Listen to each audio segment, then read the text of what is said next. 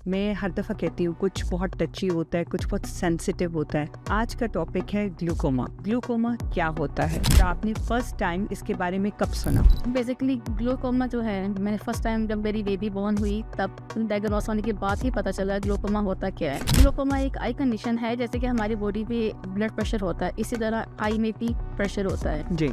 अगर वो pressure 20 cross कर जाए तो वो हमारी ऑप्टिक नर्व को डैमेज करता है। ऑप्टिक नर्व वो होती है जो हमारी आई से ब्रेन तक सिग्नल का काम करती है। हमारा विजन सामने होता है, लेकिन हमें कॉर्नर ऑफ द आई पता लग रहा होता है आसपास क्या हो रहा है। तो वो आप साइड की जो विजन है ना, वो धीरे धीरे ब्लड होने लग पड़ती है। बेसिकली ग्लूकोमा में ऐसे है कि it's a life long condition. उनका ये इसका ट्रीटमेंट यही है कि फर्स्ट वो आई ड्रॉप्स होते हैं, देन लेजर होता है, उसके बाद एक बिग सर्जरी होती है। सर्जरी वही कि आपको नया रास्ता बनाते हैं, ट्यूब में डालने के लिए ट्यूब को इम्प्लांट कर देते हैं वो। जैसे उसने कभी आपसे कहा कि मुझे ब्लेड नज़र आता है, या मुझे कम नज़र आ रहा है, या मुझे साइड से नज़र नहीं आ रहा? ऑलवेज। आप पे शराब हराम है तो क्यों है? उसकी रीज़न है ना कि आप अपने आपे से बाहर हो जाते हैं। तो हर चीज़ की रीज़न है। हम साउथ एशियन में, हम लोगों में डायबिटिक बहुत ज़्यादा, हम लोगों में हाई ब्लड प्रेशर बहुत ज़्यादा है, क्योंकि हम लोग खाने हमारे ऐसे हैं। हार्ट की प्रॉब्लम बहुत ज़्यादा है, क्योंकि हम लोग कहते हैं ना घी और चावल और गंदों में से बाहर ही नहीं आते। तो ये सारी प्रॉब्लम उस वजह से होती हैं। जितने भी लोग ये प्रोग्राम देख रहे हैं, आप उनको कुछ मैसेज देना चाहें, कोई ऐसी चीज़ बताना चाहें जो उनके लिए हेल्पफुल हो? सबसे पहले मैं ये बोलना चाहूँगी कि आप इस कंडीशन के बारे में सबसे पहले तो सीखें, जानें। और एक ऑर्गेनाइजेशन है, इनका नाम है RINB। उन्हें फ़ोन करें तो वो आपको पूरी सपोर्ट प्रोवाइड करेंगे। और दूसरा, इसके बारे में, ग्लूकोमा के बारे में full information glaucoma research foundation एक वेबसाइट है, वहाँ पे जाके आपको मिल जाएगी।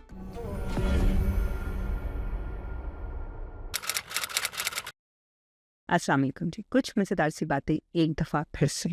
आज का टॉपिक बहुत टची है। मैं हर दफ़ा कहती हूँ कुछ बहुत टची होता है, कुछ बहुत सेंसिटिव होता है, लेकिन आज का टॉपिक जब मुझे राबिया ने कांटेक्ट किया और उन्होंने कहा कि मैं इस बारे में बात करना चाहती हूँ, पहले तो मुझे खुद भी समझ नहीं आया कि ये क्या है।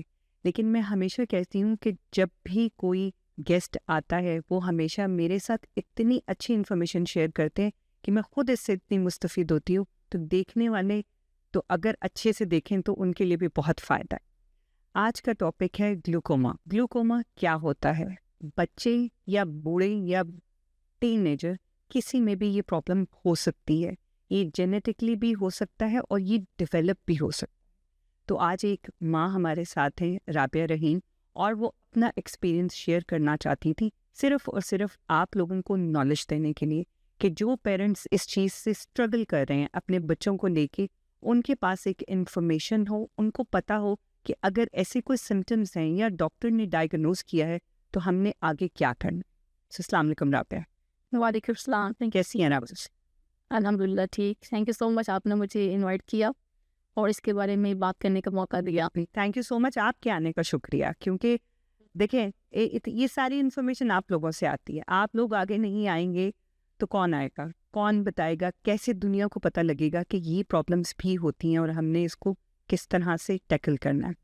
तो राबिया, सबसे पहले मैं आपसे ये पूछूंगी कि आप थोड़ा सा बताइए कि ग्लूकोमा क्या है और आपने फर्स्ट टाइम इसके बारे में कब सुना? बेसिकली ग्लूकोमा जो है, मैंने फर्स्ट टाइम जब मेरी बेबी बॉर्न हुई तब डायग्नोस होने के बाद ही पता चला ग्लूकोमा होता क्या है। ग्लूकोमा एक आई कंडीशन है, जैसे कि हमारी बॉडी पे ब्लड प्रेशर होता है, इसी तरह आई में भी प्रेशर होता है। जी। अगर वो प्रेशर आफ्टर 20 क्रॉस कर जाए तो वो हमारी ऑप्टिक नर्व को डैमेज करता है। ऑप्टिक नर्व वो होती है जो हमारी आई से ब्रेन तक सिग्नल का काम करती है। तो जब वो कम डैमेज करता है उसको, तो हमारी नज़र को धीरे धीरे कम करने लग पड़ता है, तो जिसकी वजह से परमानेंट आई विजन लॉस भी हो सकता है। तो दिस इज़ अ ग्लूकोमा। अच्छा, ये जेनेटिकली भी होता है या कभी भी हो जाता है? वैसे डॉक्टर कहते हैं जेनेटिकली, लेकिन बट ये डेवलप किसी को भी हो सकता है, किसी एज में भी हो सकता है। इसका कोई वो नहीं है कि बुढ़ापे में जाकर हो, ये कभी भी हो सकता है। इसके कोई ऐसे सिम्टम्स नहीं है। इसको silent killer of the vision भी कहा जाता है, बिकॉज वो इतने स्लोली आपकी आँख में डेवलप होता है, आपको पता भी नहीं चलता कि आपकी आई लॉस्ट हो गई है और विजन लॉस्ट हो गई है। तो इसलिए आप फील करें कि आँख से पानी निकल रहा है, आई रेड हो रही है बार बार, या आँख में दर्द है, उसका इग्नोर ना करें, आप प्लीज़ उसका चेकअप करवाएं, और ताकि आपको वो एक लॉस का सामना ना करना पड़े, विजन लॉस जो होती है परमानेंट। तो इसमें जैसे आपने मुझे पहले बताया, एक्सप्लेन किया कि इसमें आपका जैसे एक इंसान का विजन है। अब जैसे अब हम देख रहे हैं तो हमें साइड की चीज़ें, कॉर्नर ऑफ द आइज नज़र आ रही हैं, ठीक है। हमें ये भी, हमारा विजन सामने होता है लेकिन हमें कॉर्नर ऑफ द आई पता लग रहा होता है आसपास क्या हो रहा है। एंड यू एक्सप्लेन्ड मी कि आहिस्ता आहिस्ता आपका ये सर्कल बनना शुरू हो जाता है। बेसिकली जो ग्लोकोमा में ये होता है ना कि जब आपका प्रेशर हाई होता है, वो आपके ऑप्टिक नर्व को डैमेज करता है। तो ये होता है कि आपका सेंटर विजन तो ठीक है, नज़र आ रहा है सामने से, जैसे मैं आप मुझे क्लियर नज़र आ रही है, देखिए साइड में क्या ऑब्जेक्ट हैं, कोई आप रोड क्रॉस कर रहे हो तो साइड से गाड़ी आ रही है, आपको नहीं पता चलेगा। तो वो आप साइड की जो विजन है ना, वो धीरे धीरे ब्लड होने लग पड़ती है, तो वो क्लियर नहीं होती है। अच्छा, इससे आप उसको इग्नोर बिल्कुल भी नहीं करना चाहिए। अच्छा, जब डॉक्टर ने आपको बताया तो सबसे पहले तो आपने सोचा होगा कि ये क्या है, ये क्यों हुआ? वो कुछ रीज़न बताइए उन्होंने कि ये किस रीज़न से है? पहले तो जब बेबी मेरे गोद में आई, उसकी आईज थी क्लाउडी, ठीक है, तब तो कुछ समझ में नहीं आया ये क्लाउडी क्यों है, क्योंकि बेबी कितनी आपको पता नहीं, वो बेबी की स्वेलिंग होती है आईज में, आसपास पूरी तरह आँख भी नहीं खोल रहा होता। तो फिर डॉक्टर तो बेबी को ले गए, मेरे पास कितने घंटे लेकर भी नहीं आए ना, कुछ चेकअप चल रहे हैं और कुछ पता नहीं चल रहा क्या है। जब बेबी मेरे पास आई काफ़ी आवर्स के बाद, और मैंने देखा कि इसका वाइट पार्ट आई का नज़र नहीं आ रहा, तो मैंने किसी से पूछा, नर्स वगैरह से, कि क्या है। उन्होंने बोला कि क्लाउडी है आईज में, समथिंग रॉन्ग है, आई डोंट नो क्या, चेकअप चल रहे हैं। तो डॉक्टर ने बोला मुझे नेक्स्ट डे कि इसको आई हॉस्पिटल मोरफील्ड में हम रेफ़र करते हैं, वहाँ पे चेकअप होगा, देन डायग्नोस होगा एक्चुअली प्रॉब्लम क्या है, क्योंकि वो क्लाउडी है, वो बहुत ज़्यादा हमें समझ नहीं आ रही क्या है। अच्छा, जो वाइट पार्ट है वो वाइट नज़र नहीं आ रहा, और जो बीच में आई बॉल है वो इतना क्लाउडी था, वो भी क्लियर नहीं नज़र आ रहा था। अच्छा, ऐसे लग रहा होगा जैसे आँख के ऊपर एक जाला है। जाली सी कुछ है, हाँ, तो उस तरह से। अच्छा, तो समझ ही नहीं आ रहा था ये क्या है, ये क्यों है, पता नहीं। उस टाइम तो क्या फीलिंग में, क्योंकि मैं एक ओनली डॉटर हूँ अपने पेरेंट्स के, ऊपर से मेरी भी आगे से फर्स्ट ग्रैंड चाइल्ड थी ना उनकी, तो मेरे पेरेंट्स को भी समझ ना आए, मुझे भी समझ ना आए। मेरे हस्बैंड पास में नहीं थे, वो पाकिस्तान थे, उनका वीज़ा नहीं लगा हुआ था, प्रोसेस में चल रहा था। अच्छा, तो एक बहुत मैं ट्रॉमा में चली गई, बहुत एक्साइटी फील हो रही थी, हेल्पलेस फील कर रही थी, मैं क्या करूँ, ये क्या है, डॉक्टर कहाँ भेज रहे हैं, मैं क्या क्यों चेकअप करवाने जाऊँगी वहाँ। तो एनीवेज डे 5 पे मैं बेबी को लेके गई जी, मॉरफील्ड, और फिर वहाँ पे डॉक्टर ने जब डायग्नोस किया, बोला कि दिस इज अ ग्लोकोमा, और ये शी हैज़ अ विजन, उसके वो विजन है, तो हम इसकी सर्जरी करेंगे, लेज़र करेंगे, और वो लेज़र की भी बहुत छोटी है, जब ये 4 वीक्स की होगी तब करेंगे। हाँ, तो इसके बाद देखते हैं, लेट्स सी क्या होता है। अच्छा, कुछ ऐसा भी होता है कि जिनको ग्लूकोमा हो उनकी विजन बिल्कुल भी ना हो? ये भी होता है ऐसा कि नहीं, कि ग्लूकोमा में विजन होता है लेकिन ब्लेयर होता है, या उसको बचाया जा सकता है? मतलब विजन होता है और उसको बचाया जा सकता है, चाहे कम हो लेकिन होता है, और फिर डॉक्टर्स कोशिश करते हैं कि हम इसको रिकवर करें, इसको बचाएं, जितना है उसको हम बचा सकें। हाँ। यानी मेंटेन कर सकें इसको। एक कंडीशन है जिसको हम मेंटेन कर सकते हैं। उनकी पूरी कोशिश होती है कि ग्लोकोमा में जितनी भी विजन बची है, चाहे 5% बची है, 10% बची है, इवन कि यस्टरडे एक पोस्ट आई थी, उनके बेटे को डायग्नोस्ड हुआ है 20 मंथ ओल्ड, मतलब 20 मंथ का हुआ है वो है ना, तो वो कह रही है कि डायग्नोस्ड हुआ है, 80% लॉस्ट हो चुकी है विजन, ओनली 20% है, तो वो उन्होंने सर्जरी बताई है, तो उसको बचाने के लिए वो सर्जरी करेंगे। तो इसी तरह अब मुझे नहीं पता वो न्यूबॉर्न बेबी की कितनी विजन थी, आई डोंट नो, जी, तो डॉक्टर को लगा है सम विजन है तो उसको बचाना चाहिए, तो वैसे ही उन्होंने उसको फर्स्ट लेज़र किया जब when she was 4 week old.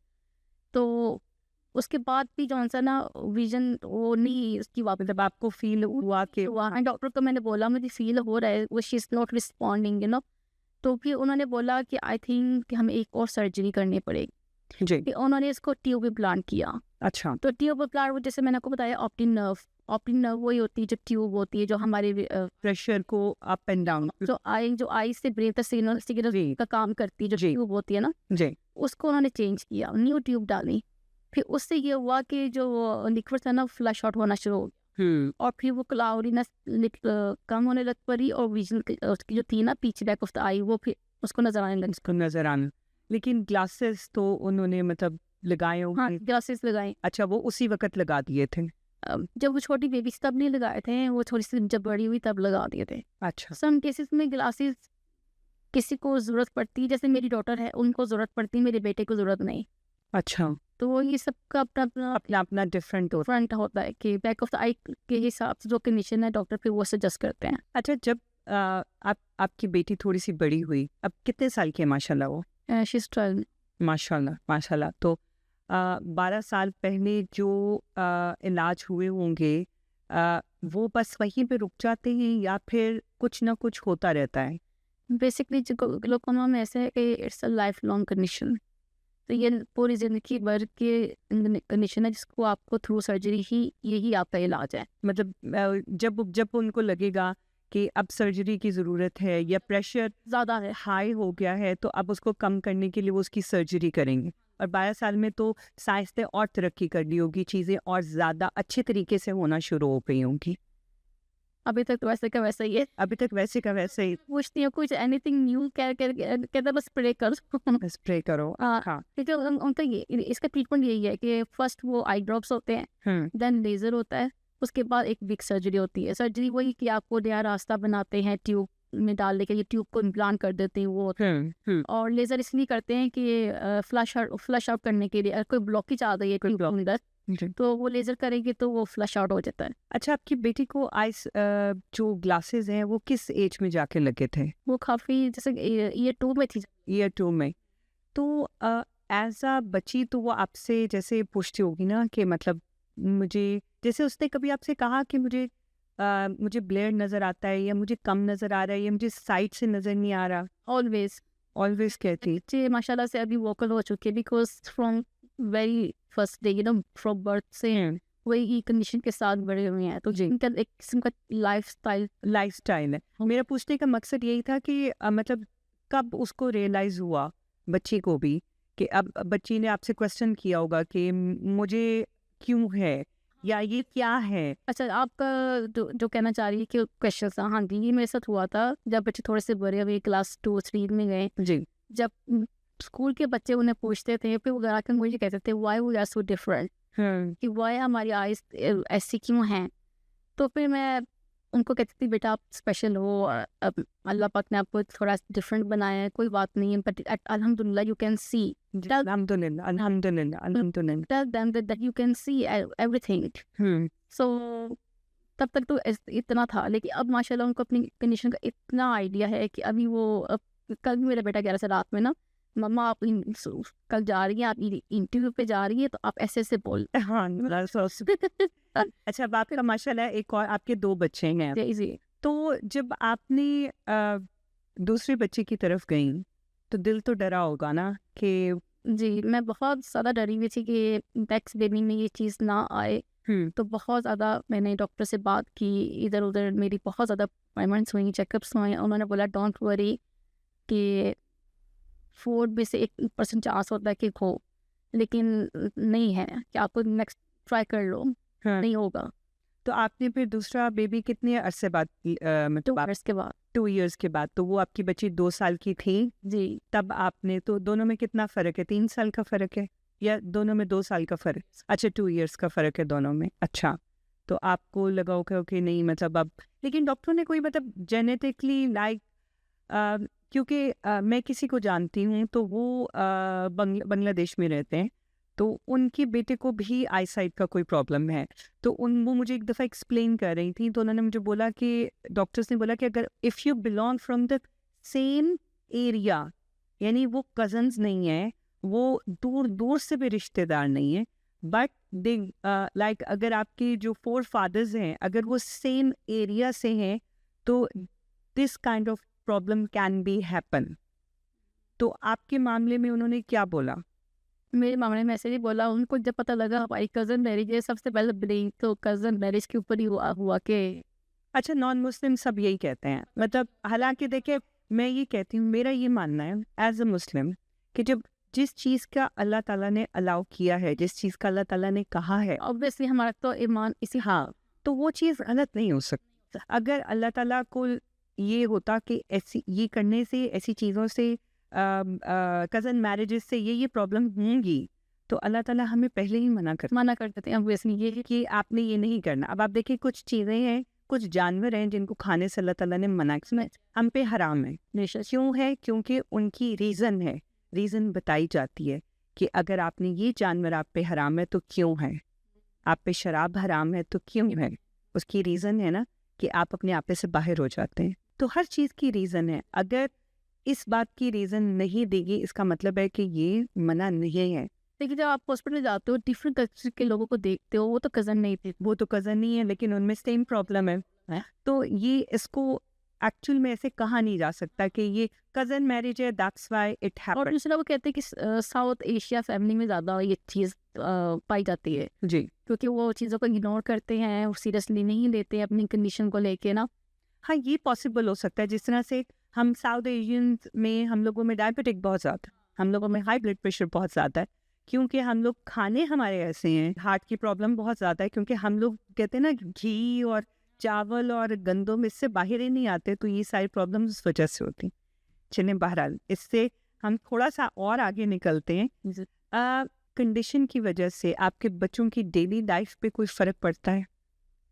जी, बढ़ता है क्योंकि ये कंडीशन की वजह से बच्चे बहुत ज़्यादा मिक्स नहीं हो पाते दूसरे बच्चों के साथ, बिकॉज़ जिस तरह से वो एक्टिव हैं फिज़िकली, ये उतने इन्वॉल्व नहीं हो पाते विजन की वजह से? की वजह से, बिकॉज़ वो जैसे मेरे बेटे को फुटबॉल पसंद है, लेकिन वो इन्वॉल्व नहीं होता बिकॉज़ उसको डर है कि वो हिट ना हो जाए। तो कई ऐसी चीज़ें हैं, एक्टिविटीज़ में मेरा बेटा और बेटी नहीं जाते हैं कि वो नहीं कर पाएँगे, तो वो ये इफ़ेक्ट थोड़ी सी इफेक्ट करती हैं। अच्छा, जब आपका बेटा पैदा हुआ तो was it the same condition और समथिंग डिफरेंट, लाइक उसी तरह क्लाउडी आइज थी? नहीं, इसकी नहीं थी, अच्छा, इसकी क्लाउडी नहीं थी। तो आपने उससे पहले कोई डॉक्टर ने कोई ट्रीटमेंट, कोई किसी किस्म की कोई चीज़ें आपको, कोई जैसे खाने के लिए कोई कुछ भी नहीं, बस उन्होंने? ये वो कहते हैं ये बहुत रेयर कंडीशन है, तो इसका कुछ वो कोई इलाज, कोई केयर कुछ नहीं है? अच्छा, मतलब आपको ही नहीं कि अच्छा अब आप ये मेडिसिन खाएंगी तो अगर आपके अंदर कुछ है तो वो क्लियर आउट हो जाएगा, ऐसा कुछ नहीं था? ये बहुत रेयर है, बस अल्लाह की तरफ से। अल्लाह की तरफ से है। अच्छा, तो फिर आपको कैसे पता लगा कि इसको भी ग्लूकोमा है? अच्छा, उसको जब उसकी आई तो क्लाउडी नहीं थी, उसका जो ये आई बॉल है ना वो काफ़ी बिग था। अच्छा, तो डॉक्टर को लगा कि आई थिंक इसको भी सेम प्रॉब्लम लग रही है, लेकिन ये तो डॉक्टर ही कंफर्म करेंगे। जी तो वही फिर उस सेम प्रोसीजर डॉक्टर के पास लेके गए, उन्होंने बोला हाँ इसको भी ग्लोकोमा है, बट इसकी भी विजन है, तो इसकी भी सर्जरी करेंगे। बट उसके साथ ये हुआ था कि उसकी फर्स्ट जो लेज़र हुआ था ना, लेज़र से ही फ्लैश आउट हो गया था, तो उसकी ट्यूब चेंज करने की ज़रूरत नहीं पड़ी। अच्छा, तो मेरी बेटी की 2 सर्जरीज हुई थी, तब जाके उसकी विजन वापस क्लियर हुई थी। इसके तो फर्स्ट में हो गया था। तो अभी दोनों का विजन सेम है या फिर किसी एक का ज्यादा है और एक का कम है? दोनों का ऑपोजिट है। अच्छा, दोनों का ऑपोजिट ऐसे है कि जैसे मेरी बेटी की राइट आई का विजन ब्लरी है, लेफ्ट है, एक लेफ्ट का ठीक है, दूसरे का राइट ठीक है और लेफ्ट हाई है, ऐसे है। अच्छा, प्रेशर जो है वो एक एक साइड पे है दोनों का? हाँ, एक का राइट है, दूसरे का लेफ्ट है। अच्छा, लेकिन विजन दोनों का क्लियर है, मतलब लाइक मेरे बेटे का बेटर है, बेटी से? अच्छा, उससे ज़्यादा बेटर है थोड़ा सा। ठीक है, बच्चों की ये है, आप मेंटेन कर रहे हैं, they are growing up with this condition, उनका एक माइंड सेट जो है वो हो जाता है कि we are different from other people but we are better and good in other things. हाँ, मैं इनको ये बोलती कि you are capable to do anything. जी, अल्हम्दुलिल्लाह। तो हाँ, मतलब उनको इतना मैं पुश करती हूँ हर चीज़ में, उनके साथ मैं खुद प्ले करती हूँ, चलो आप वहाँ नहीं प्ले करो, I can play with you. मैं एवरी डे उनको बाहर लेके जाती हूँ, जो उनको दिल करता है उनके साथ मैं खुद प्ले करती हूँ कि बेटा आप सब कुछ कर सकते हो, जो भी आप करना चाहते हो आप मुझे बताओ। बिल्कुल कर सभी जी। कि जो भी वो करना चाहते हैं मैं उनकी हेल्प करती हूँ, तो वो माशाल्लाह करते हैं, भागते हैं, दौड़ते हैं ना। मैं अल्हम्दुलिल्लाह करती हूँ उन्हें देख के कि एटलीस्ट जो भी है देख रहे हैं, भाग अरे इंटरनेट खेल रही थे। बिल्कुल। तो ये बहुत बड़ी ब्लेसिंग है मेरे से। तो आपके हस्बैंड भी इतने ही सपोर्टिव हैं? बहुत ज़्यादा, बहुत ज़्यादा। वो तो मेरी जब शादी हुई ना, तो मैंने रहना वहीं पे था, सेटल मैंने वहीं हो जाना था, पाकिस्तान? पाकिस्तान। अच्छा, आप यहाँ थी पहले और फैमिली यहाँ पर थी ना। अच्छा। तो मेरी मॉम ने बोला कि ना तुम यहाँ पर आ जाओ हमारे पास और ना बेबी यहीं पर डिलीवर कर लो, फिर वापस बेबी लेके चले जाना। मैंने बोला ठीक है, व्हाई नॉट। सो आप जस्ट डिलीवरी के लिए? हाँ, बस डिलीवरी के लिए मैं आई थी। मैं तो सोचा चलो डिलीवरी करके बेबी के साथ पाकिस्तान चली जाऊंगी, हस्बैंड के साथ सेटल तो हो जाऊंगी। तो लेकिन वो अल्लाह पाक ने कुछ और ही प्लान रखे हुए थे हमारे लिए। तो जब ये आजमाइश हमारे आगे आई, तो फिर मेरे हस्बैंड को अपना सब कुछ छोड़ के उन्हें यहाँ आना पड़ा। और वो क्योंकि पेपर वर्क सडनली वो नहीं कर सकते थे, वो एकदम से बेबी की कंडीशन होना और मुझे उसको चेकअप्स के लिए लेके जाना, फिर उन्हें बुलाते बुलाते वो 1 साल लग गया था। बिल्कुल, आप काम करेंगी तो उनको बुलाएंगी बहुत और फिर इन सब चीज़ों के साथ काम भी करना, अप्लाई करना, हॉस्पिटल, बच्चा देखना, उनका करना, तो मेरे लिए बहुत मुश्किल था। बहुत मुश्किल था। आपने बहुत जी जो है ना कहते हैं ना मजबूत रही। मेरा एक ही क्वेश्चन था कि आपकी अपनी mental health, because obviously it's a big thing. आपने उस जैसे आपका बच्चा होता है, हम एक पोस्ट नेटल डिप्रेशन में भी होते हैं, हर माँ होती है, एग्जैक्टली हर माँ होती है, लेकिन विद इन 2 वीक्स वो झट जाता है। लेकिन कुछ होता है जो रहता है और फिर वो बहुत बुरा होता है, दैट्स अ डिफरेंट थिंग। लेकिन आपने अपने आप को स्ट्रांग कैसे रखा और आपकी मेंटल हेल्थ जो है उसको आपने किस तरह से मैनेज किया है? बहुत मुश्किल था, स्पेशली 1 ईयर भी मेरे लिए अभी मुझे आजकल जो हालात लोगों के देख रही हूँ, मैं कहती हूँ अल्हम्दुलिल्लाह मैं 1 साल में निकल आई उस चीज़ से। जी मेरे लिए बहुत इसलिए मुश्किल था कि एक तो मेरे हस्बैंड मेरे पार्टनर साथ नहीं थे, जी। दूसरा ये क्या चीज़ निकल आई है बेबी के अंदर जो मुझे को पता भी नहीं था। हाँ, आपको खुद उसको डिस्कवर करना, उसके बारे में पढ़ना, रिसर्च करना। अभी तो उस टाइम पे तो अभी तो ये टेक्नोलॉजी इतनी ज़्यादा वो एडवांस नहीं थी कि हम फ़ौरन से जी, फोन उठाए और बटन वाले फ़ोन हुआ करते थे 12 साल पहले। जी तो मेरे पास वो नहीं था कितना कि जल्दी जल्दी फाइंड करो क्या पता, इसको पूछ लो उसको पूछ, नहीं कुछ भी नहीं पता था। और मैं मेरे पेरेंट्स से पूछूँ, उन्हें भी कुछ नहीं पता था। उनको लगा और मुझे भी लगा कि हम बचपन में सुनते थे एक मोतिया टाइप की कुछ आँख में निकल आती है, कैटरस जिसको हाँ कैटरेक्ट भी कहते हैं, तो वो जब ऑपरेट होता है तो वो क्लियर हो जाता है। हाँ उन्हें भी स्टार्टिंग में वही लगा, मुझे भी वही लगा। अच्छा चलो वही होगा, डॉक्टर क्या बता रहे नहीं समझ आ रही, डॉक्टर क्या कह रहे हैं कुछ नहीं आइडिया था।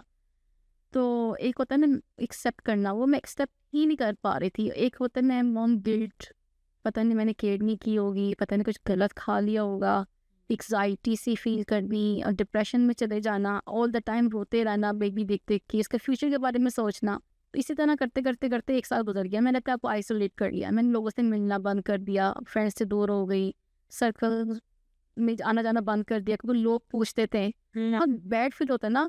इन लोग तो पूछते हैं, लोग जो है ना इनको they can't help you but they want to know everything, और वो इस तरह से पूछते हैं कि उनको ये फील नहीं, हमारी जो कम्युनिटी है ना वो ये फील नहीं करते कि अगर हम किसी को कुछ पूछ रहे हैं तो उसका दिल कितना दुख रहा है। आप let them talk about it. मतलब पूछने के अलावा देखते बहुत बुरे तरीके से हैं। ये भी बहुत हर्ट होता था, घूरेंगे ऊपर से नीचे तो ये इतना घूरेंगे तो देखते मैं, मुझे इतना होता था कि मैंने घर से निकलना बंद कर दिया। बस मेरे घर होता था, हॉस्पिटल हॉस्पिटल घर, बस। तो ये मेरी जिंदगी थी पूरी 1 साल। फिर मैंने जो सा ना, फिर मैं थोड़ी सी वोकल होना स्टार्ट हो गई। फिर मैंने ये डिस्कशन करना शुरू कर दी लोगों से कि अच्छा, जो बहुत अच्छे लोग थे जो करीब थे उन्होंने मुझे समझाया और मुझे हेल्प आउट किया कि इस चीज़ से मैं बाहर निकलूँ। हाँ तो फिर आहिस्ता आहिस्ता मैं घर से बाहर निकली। फिर उससे एक्टिविटीज़ में जैसे जो ग्रुप्स नहीं होते हैं, ग्रुप्स जी, उसमें जाना शुरू हुई। डिफरेंट मम से मिलना स्टार्ट किया जिनकी बच्चों को और भी डिफरेंट टाइप ऑफ प्रॉब्लम्स थी। फिर मुझे लगा कि आई एम नॉट अलोन, कि मैं अकेली नहीं हूँ, और भी दुनिया में लोग हैं। तो इससे ना बड़ी हिम्मत मुझे वो मिली कि आई एम नॉट अलोन, और भी लोग हैं वो उसको फेस कर रहे हैं और बहुत अच्छे से कर रहे हैं।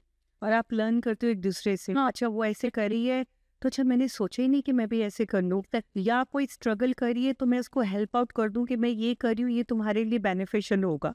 और जो लोग एक सेम लेवल पे होते हैं फिर उनमें ये नहीं होता कि ये मुझे जज कर रहा है या ये मुझे पता नहीं कोई गलत चीज़ बताएगा या ये मुझे घूरेगा।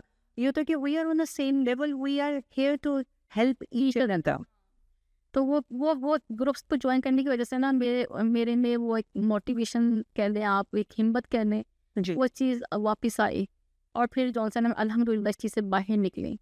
ऐसा होता है कि आपके, क्योंकि माशाल्लाह बच्चे बड़े हो गए हैं, जैसे आप बता रही हैं बड़ी बेटी 12 साल की है तो बेटा 10 साल का होगा, जी।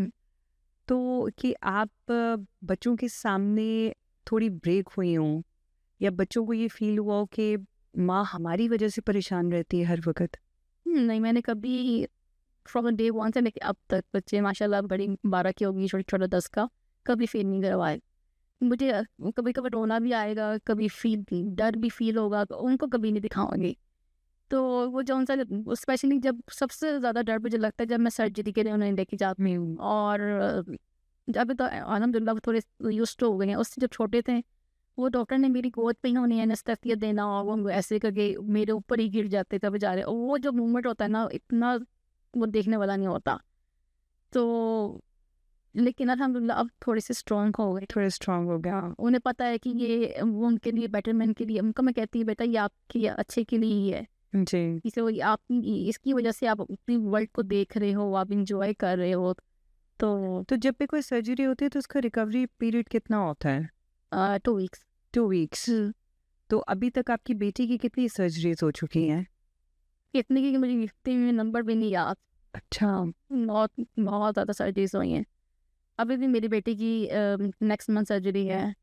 तो सर्जरी में मतलब क्या होता है, लाइक वो लेजर से कुछ करते हैं या? तो मैंने जैसे वो बताया कि वैसे तो ड्रॉप्स डेली के हैं प्रेशर कंट्रोल करने के लिए, अगर वो ड्रॉप से भी कंट्रोल नहीं होता तो ब्लॉकेज बन जाती है हमारी ऑप्टिक नर्व के अंदर, तो उसको ड्रेन करना होता है, तो उसके लिए वो लेज़र करते हैं। अगर वो ऑप्टिक नर्व उससे भी ब्लॉकेज क्लियर नहीं होती है तो वो सर्जरी करते हैं, नया रास्ता बनाते हैं तो वो ड्रेन करने के लिए ट्यूब में। अच्छा। तो ये 3 टाइप ऑफ ट्रीटमेंट है जो इनके कंटिन्यूस वो चलते रहते हैं। तीनों चलते रहेंगे।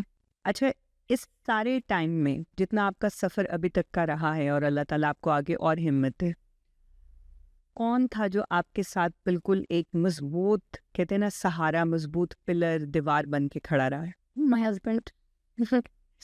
आप उनके लिए और वो आपके लिए? जी, जब मैं कभी लो फील करती हूँ ही इज़ ऑलवेज देयर। मुझे बहुत उन्होंने इमोशनली बहुत ज़्यादा समझाया और बहुत सपोर्ट दी। अगर वो ना होते तो आई थिंक पता नहीं मैं क्या ही होती। तो आपके हस्बैंड को कभी लो फील हुआ है? वो कभी लो होते हैं? वो दिखाते ही नहीं, पता नहीं मर्दों के अंदर शायद एक चीज़ है तो वो दिखाते ही नहीं है। एक्चुअली मर्द, तो होगा शायद, हाँ मर्द को होता है, करवाते। मर्द थोड़े से अल्लाह ताला ने उनको थोड़ा सा ना हमसे सख्त दिल दिया है, और इसी वजह से दिया है क्योंकि उन्होंने बाहर निकल के दुनिया को फेस करना था। हम समटाइम कहते हैं ना तुम्हारा दिल कितना सख्त है, तुम पे असर नहीं हो रहा, और देखो मेरा तो रो रो के बुरा हाल हो गया। हाँ एग्जैक्टली। लेकिन ये नेचुरली अल्लाह ताला ने दिया, और आई थिंक ये शायद हमारी बेहतरी के लिए दिया है, क्योंकि अगर हम दोनों ही रोने वाले होते तो क्या करते? एग्जैक्टली मैं इतना रोती थी स्टार्टिंग में ना, तो मैं कहती आपको रोना नहीं आ रहा, कहते मैं तुम्हारी तरह पागल नहीं होता। नई चीज़ें और भी मैनेज करनी, और भी मैनेज कर, लेकिन आई थिंक ये अल्हम्दुलिल्लाह उन्होंने बहुत सपोर्ट दिया। सपोर्ट। उनकी सपोर्ट क्या इतने पता नहीं मैं कहाँ होती। अच्छा, बच्चे कुछ कहते हैं कि जैसे हम सबके बच्चे हैं, हम बच्चे, मैं बड़ा होके ये बनूंगा, मैं बड़ा होके ये बनना चाहती हूँ, हर किसी का बच्चा कहता है। तो आपके बच्चे उनका कहते हैं, मेरी बेटी कहती है मामा मुझे इंग्लिश टीचर बनना है, और बेटा कहता है मामा मुझे इंजीनियर बनना है। माशाल्लाह, तो ये दोनों के ड्रीम्स है। इंशाल्लाह इंशाल्लाह अल्लाह ताला ज़रूर पूरे करे। ये हम माँ बाप ही होते हैं जो बच्चों को ख्वाबों की ताबीर की तरफ लेके जाते हैं।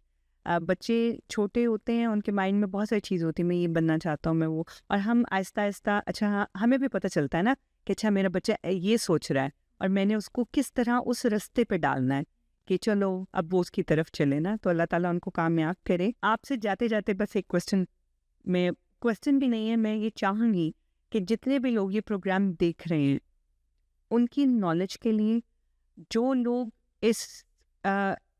इस अमल से गुजर रहे हैं, जो इस तकलीफ से गुजर रहे हैं, आप इनको कुछ मैसेज देना चाहें, कोई ऐसी चीज़ बताना चाहें जो उनके लिए हेल्पफुल हो? सबसे पहले मैं ये बोलना चाहूँगी कि आप इस कंडीशन के बारे में सबसे पहले तो सीखें, जानें। और एक ऑर्गेनाइजेशन है, इनका नाम है RINB, उन्हें फ़ोन करें तो वो आपको पूरी सपोर्ट प्रोवाइड करेंगे। और दूसरा, इसके बारे में, ग्लूकोमा के बारे में full information glaucoma research foundation एक वेबसाइट है, वहाँ पे जाके आपको मिल जाएगी। अच्छा, हमारे कोई एशियन थे जो इसमें बहुत अच्छा का, क्योंकि बहुत से लोग होंगे जिनको लैंग्वेज प्रॉब्लम भी होगा, जो इतने बड़े बड़े वर्ड्स नहीं समझ आ रहे होंगे। तो देयर सो मेनी थिंग्स ना, हर पेरेंट्स पढ़े लिखे नहीं है, पढ़े लिखे हैं भी तो इतना नॉलेज नहीं है, जिन्होंने कभी साइंस नहीं पढ़ी होगी। तो कुछ इस तरह से भी है कि कोई ऐसे ग्रुप्स हैं जो हमारी अपनी लैंग्वेज में उनको हेल्प आउट करें? मुझे अभी तक ऐसा ग्रुप अभी तक नहीं मिला, लेकिन हाँ, आने वाले लोग अगर इस तकलीफ से गुजर रहे हैं वो मेरे से कांटेक्ट कर सकते हैं आपसे नंबर लेके, जी, तो मैं उन्हें पूरा गाइड करने में खुशी महसूस करूँगी। इंशाल्लाह, इंशाल्लाह ज़रूर। और हमारा ये प्रोग्राम करने का मकसद भी यही था कि जिनके पास इस बारे में इंफॉर्मेशन नहीं है या जो स्ट्रगल कर रहे हैं, क्योंकि मैंने खुद पहली दफ़ा ये सुना था, आप कहते हैं ना, आप जिस रास्ते से गुजरे नहीं होते आपको उसका पता नहीं होता है।